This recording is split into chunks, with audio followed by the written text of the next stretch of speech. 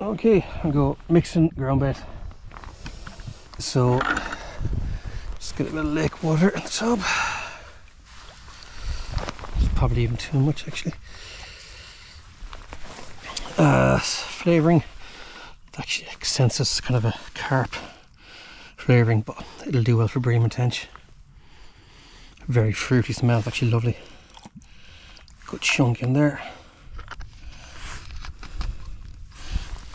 Just give it a rinse your finger even still, that's probably too much water. We'll see, we won't have to use it all we want. Ground bait is a mixture of Sensus Strawberry Fizz, that's the red stuff, which is brilliant for tench. There's quite a few tench in here, nothing really big, but a lot of them. And there's also like a bream Sensus mix, I can't remember the exact model of it. Not being fully mixed together, so I'm just...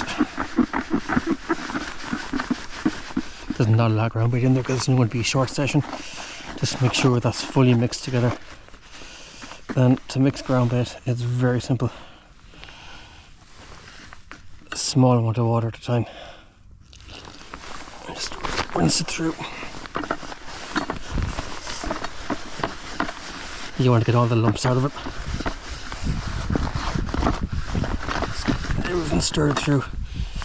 The more water you add in that time, the more lumps you're going to get. There's a small dash.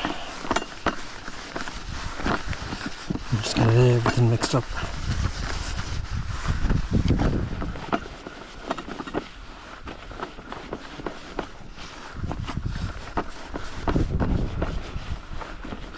I just like to use my palm to squash down the lumps.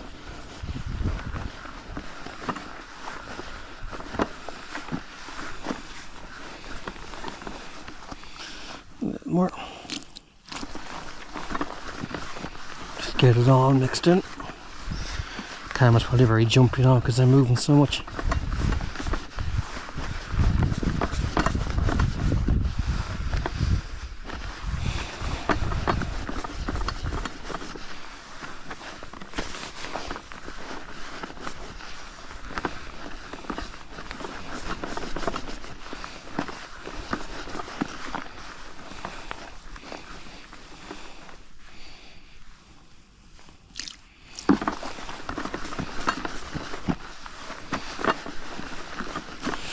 Okay, let's get the consistency I want.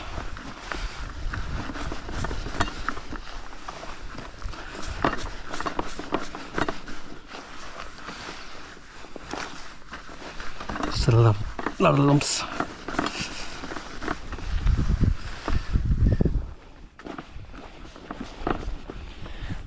The thing with ground bait is if you add water in, you can't remove it, so it's always better to err on the side of caution and add less water. There's enough water in this now for the time being. What I should do, don't have it with me, is have a ground bait riddle where I just empty the bucket into a riddle, put the bucket riddle back over the bucket and work everything through, which gets rid of all these lumps. But I don't have one at the moment, so I'm going to leave that sit by itself. I'm going to leave it into the car out of the rain, and that'll just fully absorb the water. I get my seat box set up, feeder rod set up, and this is the last thing we'll come back to before I start fishing.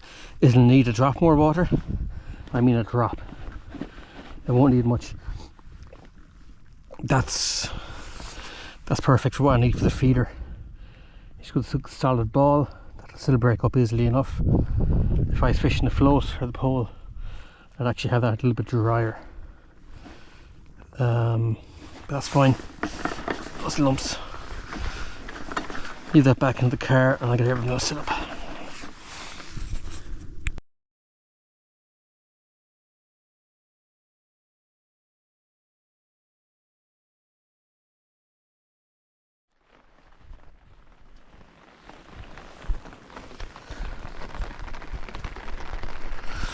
Okay, when you're fishing the feeder, that's the rig I have. It's Paternoster.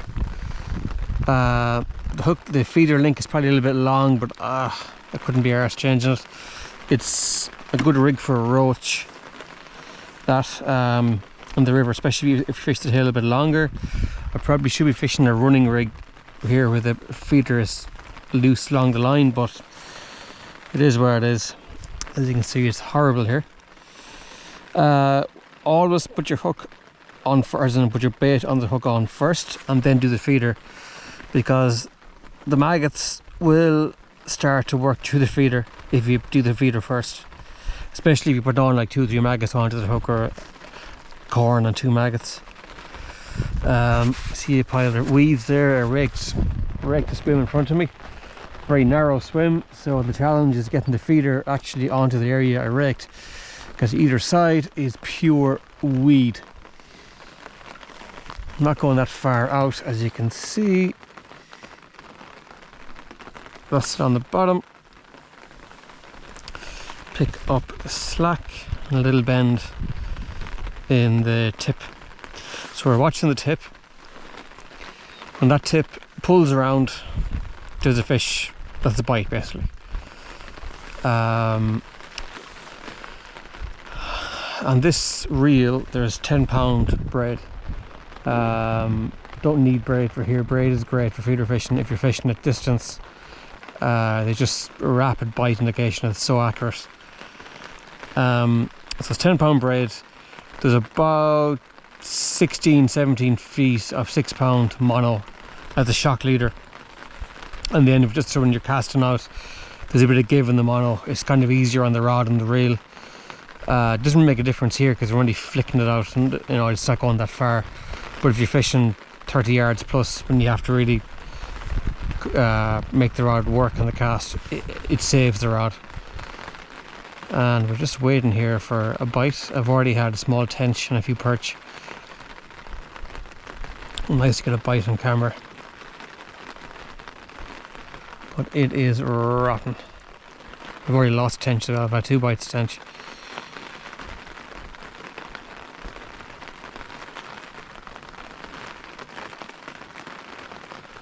This is for about 9. So this feeder is a cage feeder. It's a 40-gram cage feeder, so great for shallow water in about 10 feet or less, which are in here. It's only about 4 seconds to hit the bottom. The water will attack the ground bait all the way down, and by the time you hit the bottom, most of the ground bait should have left the feeder. It's very effective for catching roach on the drop. So that hits the bottom, and your hook link is still falling down through. It's very effective actually on the river suck for that. Then I'm also clipped up on the line clip here, so when I cast out, I have my distance set. Once I get whatever it is, about 20 yards out, the line hits that and just drops into the swim, so I'm accurate every single time. That's the thing with feeder fishing, you gotta be hitting the same spot every single time and building up a bed of ground bait every single cast. And the longer you're fishing for, the more bait's going to be out there, so that's why it's very effective for bream. You just keep feeding the swim every single cast, because bream will go through a lot of bait. For tench here, I would prefer to be fishing the pole or the waggler. Actually, the pole is ideal for here, but it's just horrible even. It's windy, not ideal, far from ideal pole conditions, so that's why I'm actually on the feeder. You can fish the feeder in rotten windy conditions when really you won't fish the pole. So let's cast it out again.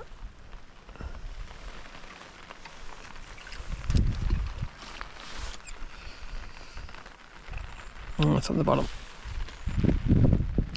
So what I've done when I was raking here, there's a little notch in the ground at the end of the seat box, and there's 2 trees ahead of me. There's a gap in the middle, that's my marker. I threw the rake out, whatever, took all that weed out, as you can see it there. So that gap in between the trees is my marker for the feeder. I'm going to cast out on that line, and the line clip then takes care of the distance. So once I get the clip set up to where I'd raked, I'm in line with that, I'm going to hit, well, in theory I'm hitting the same spot where I've raked every single cast, assuming I'm able to cast straight. Some of them have gone wonky and I've been stuck in weed, but that's the theory. I've already had 1 tench out of there from the spot I'd raked.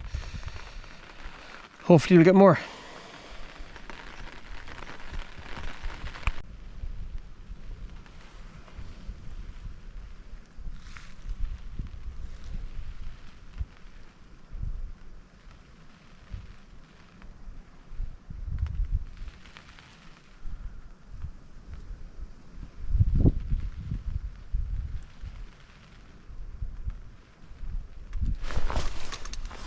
There we go.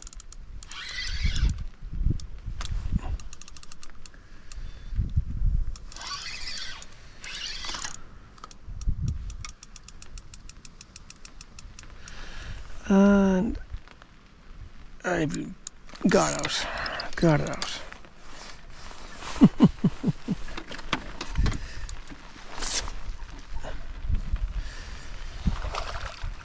That's only a small tench. Man, that fought very hard. For a small fish, that fought so hard. There we go, another male tench. Like the last one.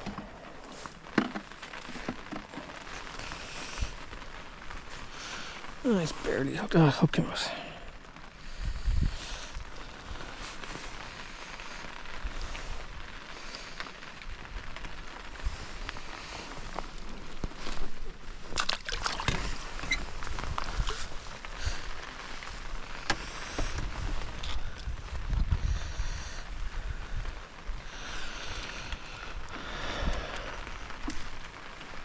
I have one more cast.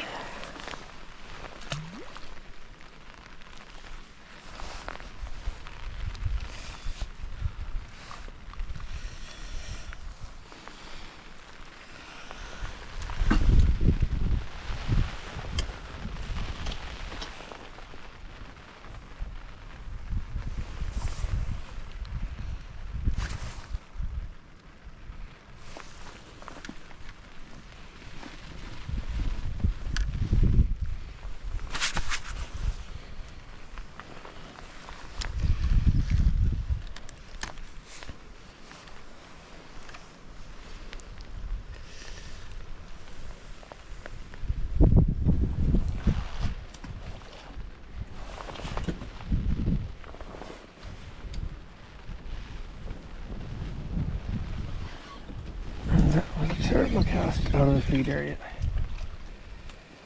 as you can see.